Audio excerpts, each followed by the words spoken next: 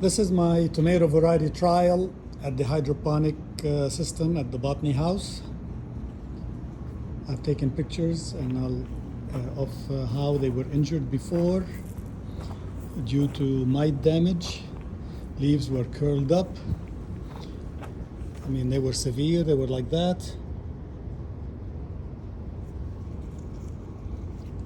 And I've been getting a lot of messages from growers and county agents that this is seen at other locations too. And I wrote an extension article on why my tomato leaves are twisting and curling. And there are three possibilities: herbicide drift, like 2,4-D from a neighboring field, herbicide residue, aminopyrrolid, you spray it in the field, you harvest the wheat or barley, and then you feed the straw to your cattle, and then you collect the manure.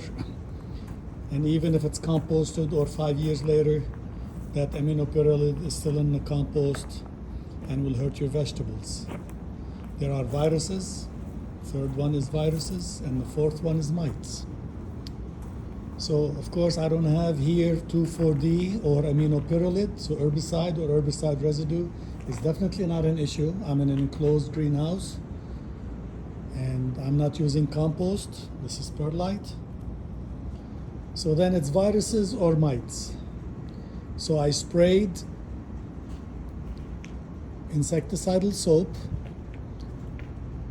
twice, with the idea that if the new growth continues to be damaged, then it's a virus, and if it gets better, then it was mites, and I controlled the mites.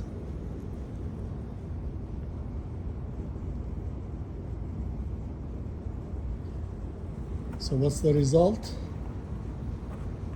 I mean, at this stage, the damage never shows up on the lower leaf. It's like the first 1.5 foot is fine, and then it starts showing bad. So here's the area that was injured, but then you see the new growth is getting better and better. So that's definitely a mite problem that I controlled.